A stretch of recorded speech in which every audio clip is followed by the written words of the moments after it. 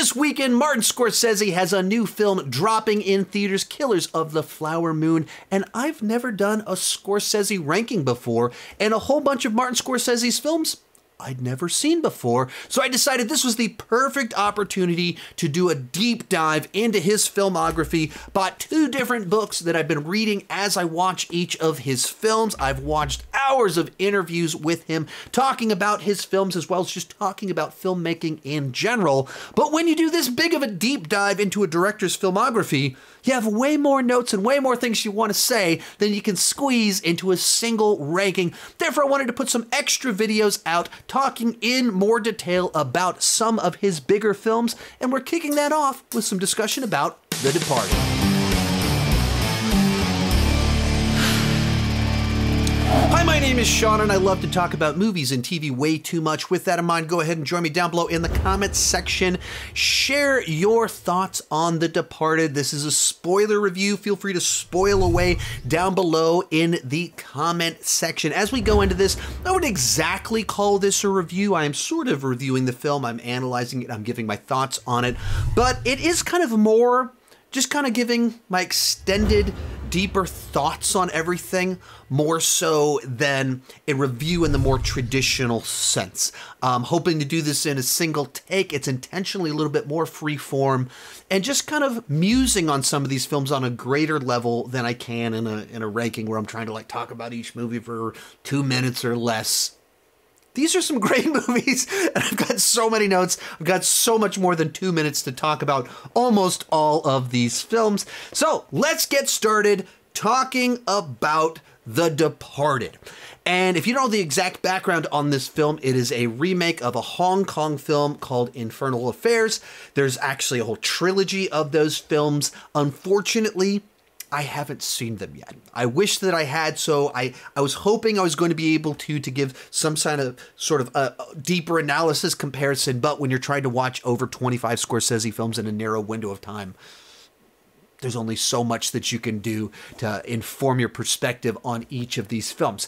Now, this is a movie that I had seen before. I saw it right around when it first came out. I didn't see it in the theater, but not shortly afterwards, I rented it and checked it out. And it's one of those movies that I didn't know what to expect going into it. And it's a film that immediately sticks with you. You remember moments from this film, whether just the weird insanity of Jack Nicholson and his character and his performance, or in particular, the end of the film with like back-to-back just shocking moments where it does not at all go where you're thinking it's headed, and you're like, whoa, that just happened. I don't know what's happening now. I don't know where this is going anymore. And it sticks with you and leaves an impression. On first viewing, I didn't really know what to expect, what to process. I was like, just kind of like, whoa, what just happened? And having now like rewatched the film in the context of Scorsese's whole career, this is easily one of my favorite Scorsese films. That it's a film that returns to a genre that Scorsese spent a lot of time. Crime, gangsters, mafia, mob, investigations. That's a world that his films frequently explore. But this film does it in such a different way, and I would say much more in a way that I'm wired than, say, his other films. He's put out a number of these sweeping gangster epics that are great. And they're designed in a fashion to cover decades of people's lives. A lot of times they're dramatizing real life events, real people.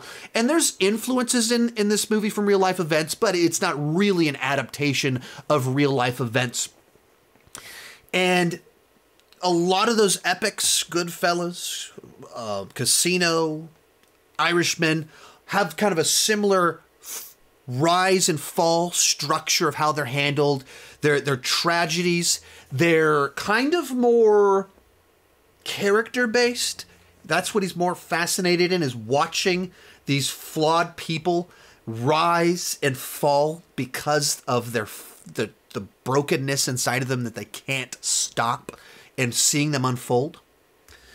And in some of these interviews that Scorsese, he's talked about how he's more drawn towards, a lot of times the movies that he loves, he's drawn towards the characters and sees a difference between like plot and story. I just found that over the years, films that I saw repeatedly held up longer, not because of plot, but because of character. For the rest of it, I know the plot and it's not interesting anymore. And I think you see that in the way that his movies are usually structured.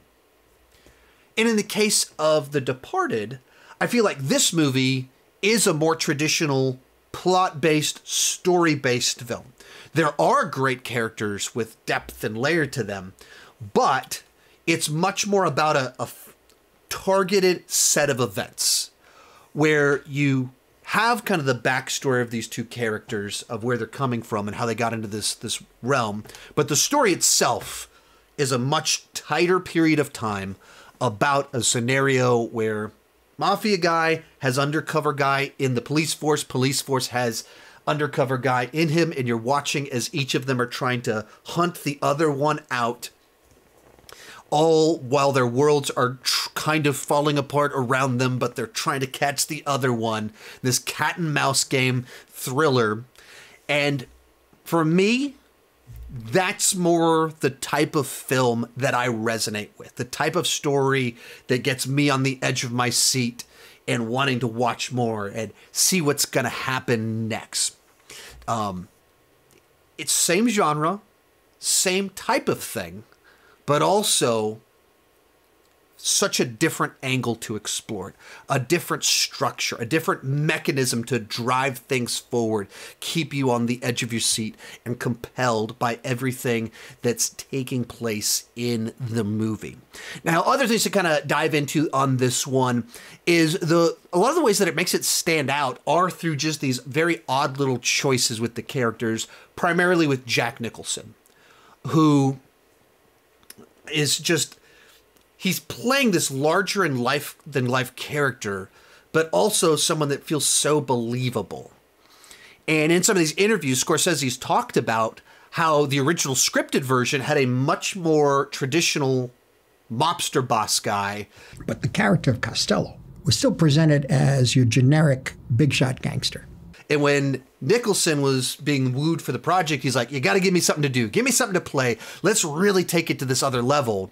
I always wanted to work with Jack Nicholson, be in a film, and I offered him the part, and then he said, you know, give me something to play. And through that brainstorming, they started coming up with all these weird details that revealed a far more compelling, interesting character. And Nicholson said, what if, call me, and said, what if, while we're at lunch, on the table, in a little plastic bag, is a severed human hand? I said, no, that's a job interview. And you never mention it. Don't even discuss it. Maybe a more flashy cinematic character than some of the more grounded documentary-based ways that he does with a lot of his films. This one has a little bit more cinematic flash to it, polished to make it more mainstream and accessible. Hence why it's more accessible to me. But also just interesting, compelling on its own way, and finding the thing that makes this character tick. We went off on a whirlwind of the fact that Costello would be losing control and, in a sense, losing his mind, really. Which is, he's unraveling on his own. He's losing control and losing his mind in certain ways, and that's what makes him interesting. As I was kind of watching this one, it occurred to me that I haven't really watched many Jack Nicholson films in a while now. He's been retired for a while, so he hasn't had new films come out during the time that I've had my YouTube channel. And so that means the ones that I have rewatched have been his Batman, him as the Joker, and then The Shining are the two primary films of his that I've watched more recently, which of course are great and iconic performances from him. But I think this movie, where he's not like Joker, Jack, going crazy, are such intentionally over-the-top performances that you forget just how effortlessly good and compelling he is just in roles. He's so interesting. He's so entertaining, and does all of these kind of just quirks and his own ideas that he brings to it. while being believable as that person. Doesn't come off like a cartoon or anything like that. He comes off like this unhinged guy that everyone is terrified to be around, and it's just so much coming from what he brings to the table. Now, of course, our other two leads in here are Leonardo DiCaprio and Matt Damon, and I think inherently their characters are a little bit less flashy. They're there more to drive plot forward, and that's what makes it so pivotal, that the side characters are these people that pop more. You can't have these undercover people that are also just these big flashy people drawing attention to themselves in that kind of way. So they're, in a certain sense, they're more dull characters in their characterization. They're people that are just there to do their work, and they're trying to have their humanity and connecting with the girl and things like that, but that's not primarily what they're there for. They're primarily to drive the plot forward in the cat and mouse game. But that's where you start to see like actors that are just really compelling, that they make these scenes where they're just filling a role of being undercover interesting, and you're seeing what they're thinking through their eyes, the paranoia, the little gestures on the phone, and they're present as the person that they need to be perceived of by the people they're around them, but then there's the person the audience sees at the same time. And it's that sort of stuff that you need these world-class actors to do that. Likewise, to make them interesting to watch, to capture your attention, while the character themselves can't be that flashy. And of course, they're top-notch, and you can kind of see that in them as you see each of the ways that they deal with the stress of the scenario they're in. They're trying to hold it together, and there are little moments of fake confidence in the case of Matt Damon's character pretending that he's cocky and then breaking down almost a moment later in certain scenes. And then in DiCaprio's case, you just have this guy that's just unraveling under the pressure of it all. Just he can't hold it together, and even becomes that's his he couldn't hold it together just long enough is his undoing at the end of the film. Other one, I think other performance you have to talk about in here would be Mark Wahlberg, as this character that for the first 60% of the film, he's really unlikable because he's just so in your face. But when you have two lead characters that can't be flamboyant and flashy, the side characters fill in that gap, where you have Jack Nicholson doing that on the crime side, and on the police side, you have Marky Mark is just this abrasive character, but part of what he's trying to do is just push and push and push and what everything taking place. And they find a way, not needing to have to do a whole lot, also to like make the character so much like redeem the character in the final moment, where he doesn't even have to say anything. He just literally goes out for revenge on his own. Like, you mess with my guy, I'm going to kill you. I'm going to murder you. I'm a police officer, or was. I will murder you because of what you did. And that little act that's a very flashy, cinematic kind of thing to do also makes the character interesting and compelling on this whole other level that he hadn't been prior in the film. So, I don't know, just love that detail. So, other thing to kind of talk about on just kind of the structure, the way the film plays out. Of course, you have the back and forth of everything and the tension and everything taking place. But I think where the movie just makes such its mark on you is in the final moments. As you get to the end of it, and the main story of let's take down crime guy is resolved. And you have this moment where we're almost out of it. We reach a point where everyone could live. Everyone could go on. And we don't expose any further. We don't push any further. Everybody gets to live. Leo gets his money.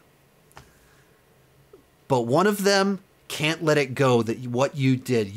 How did you get these people? You put me in this scenario. You're evil. I got to get you. And the other one, I can't be gotten. I can't be caught. Keep pushing further and further, trying to get the other person. And as you realize, so much of the problem that goes on, for the reason that Leo doesn't win in the end, is because the longer the movie goes along, the less calculating he is. Say to be 1400 on his SAT, he's a really intelligent person. The further it goes along, the more stress he's under, the more emotional and reactionary he gets. and the more mistakes he makes leading up to his final moves where you think, oh, couldn't you have done something different? This could have played out differently. We could have found some, and he chooses the path that puts himself in danger and exposed because he's trying to make a point. This is the building where you got him killed. You got him killed. That's why we're still doing this. That's why I couldn't let you got him killed. So I'm going to get you. And it's personal. It's no longer the job. And it's no longer calculated. And that choice causes it all to kind of crumble. And makes it so tragic. But it, like, that's, you have to earn your endings. And so if you have a plot where a guy is just under pressure, and cracking, and you reach the moment where you have to resolve it, but he's already cracked and broken. And it crumbles because of that. It's so tragic, but also makes it so memorable what takes place, how it unfolds, sticks in your brain afterwards. So anyway, those are the big kind of things that I thought about kind of watching this movie. Other one, rewatching, this is just a quick one, even not even necessarily good, bad, but like, I'd forgotten that Vera Farmiga is in the film. Whenever I would have seen this movie before, I wouldn't have known who she was. And now she's so famous to me for the Conjuring movies. And so like seeing her not all that much younger, she's only about 5 years younger than when she shows up in the Conjuring, 5, 6, 7 years younger than the Conjuring, which is in the, but the phase of life is different, where she's established as a mother and a decade past proper. And here she's the young single lady trying to find the right guy.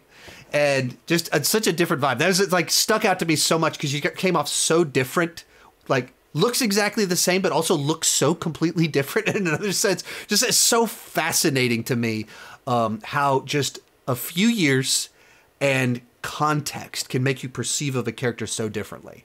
And she's like a totally different person to me while kind of looking the same, kind of being the same, but so different. I don't know. It's tough to explain because it was just like such a like, that's her, that's so her, but also she's not a mother here. She's not married here. She's not established later in life. I don't know what to do with this information right now. Anyway, this to me is a Scorsese movie designed for the types of things that or Scorsese film that does the things that I like in these kinds of movies.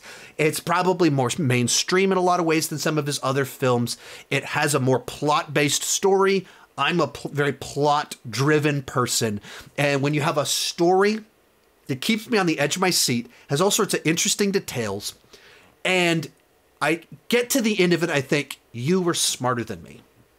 That's when I think you've told a good, compelling story, and that's what this movie does. It has multiple things happen in the final moments that go, oh, I hate this, but that's perfect.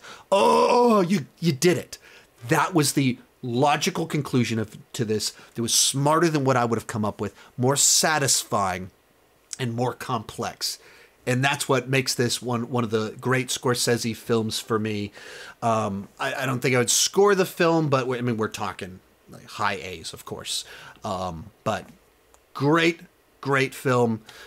One of my favorite Scorsese movies. Where exactly will it fall in my ranking? You will find out this weekend. I'll have more of these reviews over the next few days and keep talking movies and TV too much. Actually, with that in mind, there'll be a playlist around here too. So in the future, I'll point you to the ranking, also point you to the playlist, which will have, I don't know, probably 7 or 8 Scorsese rankings in it by the time all of this is done. Keep talking movies and TV too much. Bye-bye.